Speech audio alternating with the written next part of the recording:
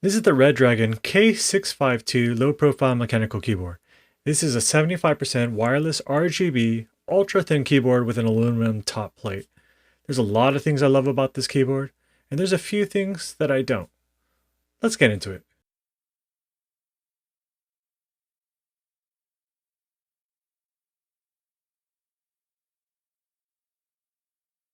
I got into mechanical keyboards a few years ago after I was told you're working from home indefinitely. So one of the first purchases I made for my home office was a mechanical keyboard.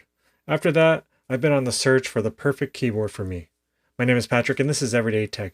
Everyday Tech for everyday people. In this video, we're taking a look at the Redragon K652 low profile mechanical keyboard with RGB backlight. This particular unit I have here has brown switches. You can also get them in red or blue switches. Now, full disclosure, Redragon did reach out to me and asked me if I wanted to review this keyboard.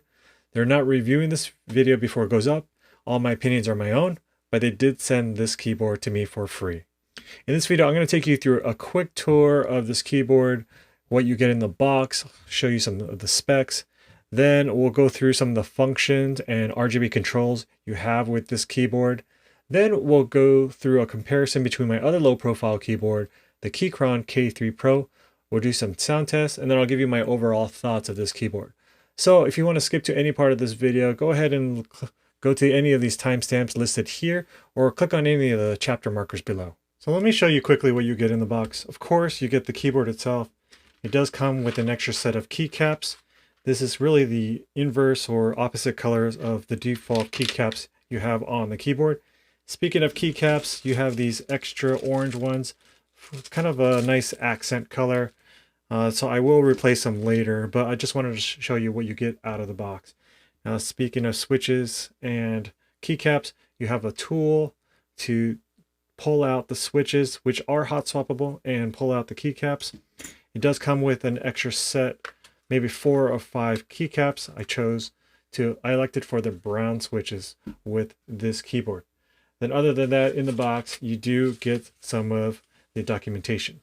So let's go through a quick tour around the keyboard itself. This is both a wired and wireless keyboard. This keyboard actually does something different than other wireless keyboards. There are actually 2 ways to connect to this wirelessly. First, of course, you have the Bluetooth connection, which you can connect up to 3 different Bluetooth devices. But there's a 4th wireless option where you can connect a USB dongle to a computer.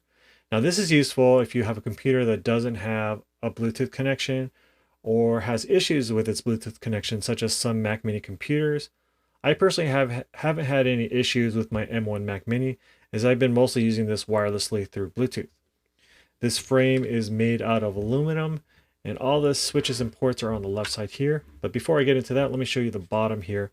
This is where you'll find the USB dongle here to connect to your computer. Then you have these feet that you can raise or make it flat, so you can have this keyboard in 2 different positions, flat or a little bit raised for a more ergonomic position here. There are rubber pads and feet on both the feet, pads on both the bottom here and the feet, so it doesn't slip off. Now going back to the left side here, you have the USB-C port. It does come with an angled USB-C cable, USB-C to USB-A, which is perfect for this mechanical keyboard. Then you have the 2 switches here. These are the layout switches. This is to switch between Windows and Mac layout. I like how this keyboard is truly compatible with both Windows and Mac. A lot of mechanical keyboards are Windows first, and then you have to adapt them to the Mac. Then you have this 3-way toggle here. You can't read it. It's hard to read. It says 2.4 gigahertz, which is the USB dongle here. You have the off position and then Bluetooth. Now the off position is a little bit deceiving in the sense that it's really just turning off the wireless feature. So if you wanted to use this as a wired keyboard, of course you have to connect the USB-C cable, but then you have to put it to the off position. And in the off position, when you have this plugged in, the keyboard is a wired keyboard, so it does work. So it doesn't turn off the keyboard altogether, it just turns off the wireless function. And then to finish off the tour of this keyboard, you have the 3 LED lights here. This one is labeled A, which is the indicating of the caps lock, so it'll turn on and off as far as the indicator. it's actually red. So it's kind of hard to see the colors in this video here. Then the mode button here is different colors depending on the mode. I have it in Bluetooth mode, so obviously it's purple, Bluetooth purple. And then you have it when it's in 2.4 gigahertz or using the USB-C dongle, it is green. And then when you have it wired and plugged in, it'll be white. And of course, the bottom here is the battery indicator. So when you have it plugged in, it'll turn red, indicating that it's charging. And then if it's not plugged in and this turns red, that means you are low in battery. So this has been a kind of a quick tour around the keyboard. As far as going through some of the functions and RGB controls of this keyboard, you have your media keys here, and then you have a combination of function and a few different keys, just like other mechanical keyboards here.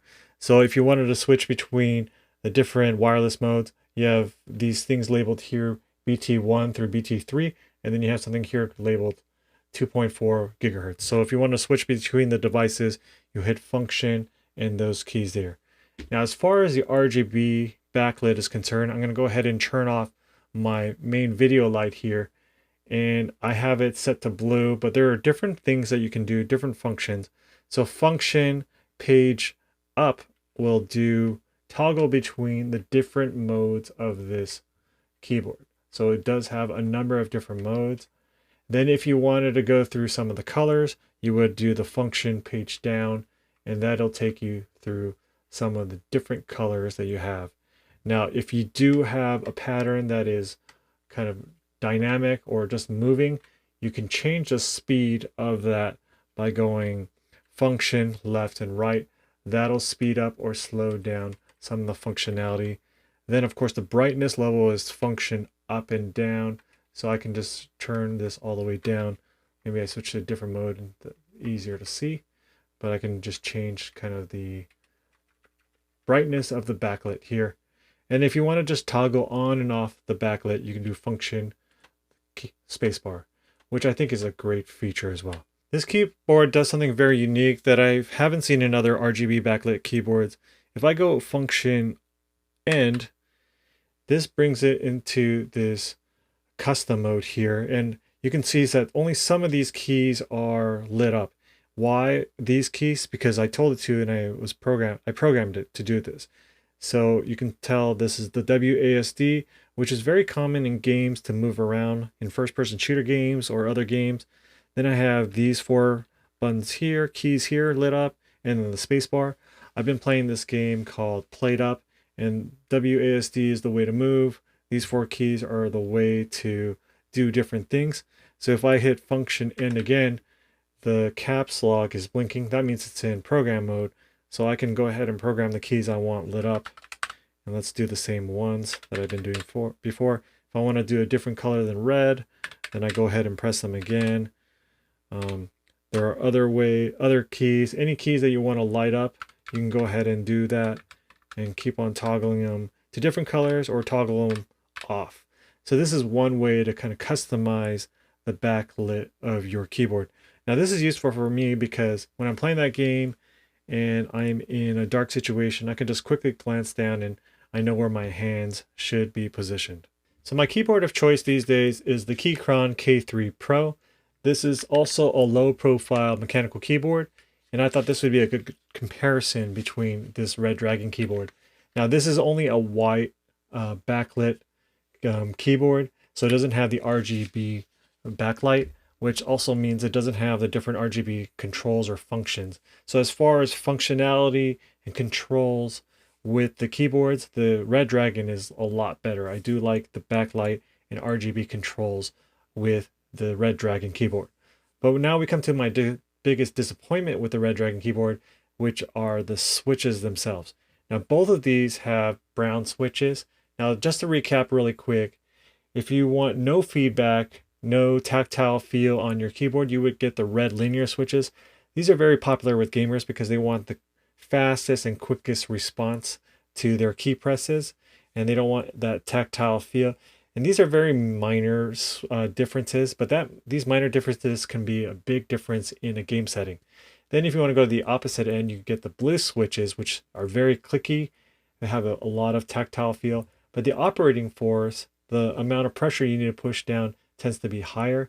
These are good for typists. Now, the downside of these keyboards is they tend to be very loud.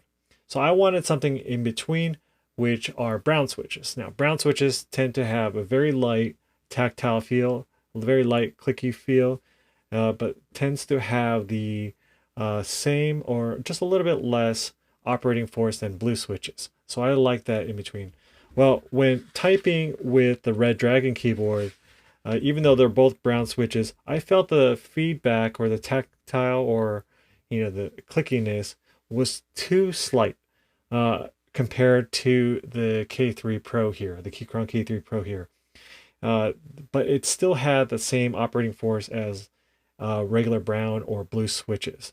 So the resulting kind of sensation or feeling I got using the Redragon keyboard, it was a little bit mushy, especially compared with the K3 Pro keyboard here.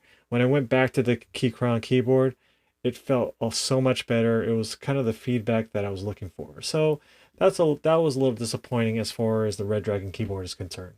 Then we come to the keycaps themselves. I do like on the Redragon keycaps that it does allow the light to shine through the keycaps.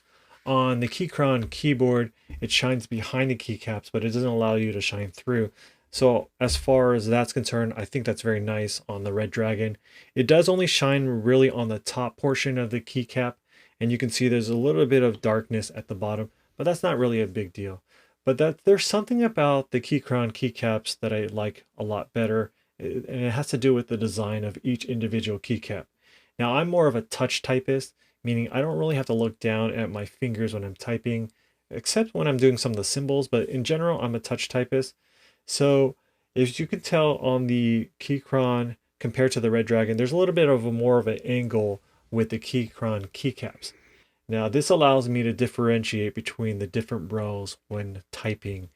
Now, this is a very slight difference. Now, that there is good spacing on the Redragon keyboard here, keycaps, but as far as that different angle and allowing me to kind of differentiate between the rows, that really helps with the accuracy of my typing.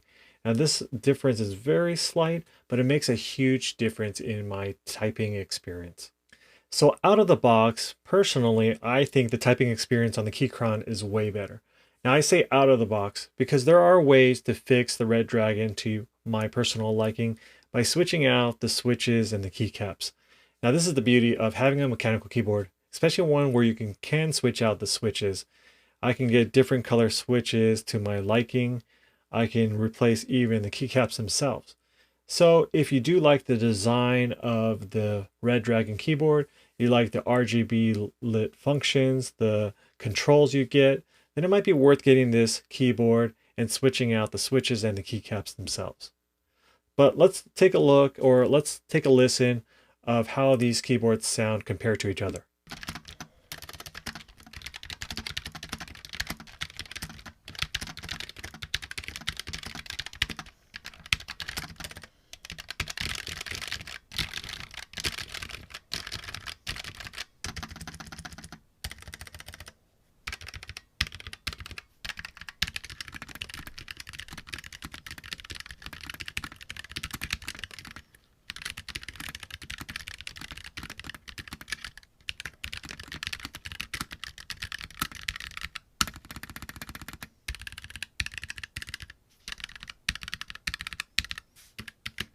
So what are my thoughts of the Redragon K652 low profile mechanical keyboard? I would say this is not the keyboard for me. Although I did like the functionality of it and all the RGB controls, I didn't like the typing experience. The brown switches felt a little bit mushy to me. And because of my experience with the Keychron K3 Pro, and even the keycaps didn't feel as good as they did on the K3 Pro. Now, this is a very subjective thing. This might be the right keyboard for you. And if you like how it looks, there are ways to make it perfect for your home setup. And if you think this is the right keyboard for you, go ahead and click on the link below and you can use the code EverydayTech and there will be a 10% discount for you. What do you think about my opinions of this keyboard? What is your current keyboard of choice for your setup right now? Leave a comment below. If you enjoyed this video, give it a like and consider subscribing. Until the next one, see ya.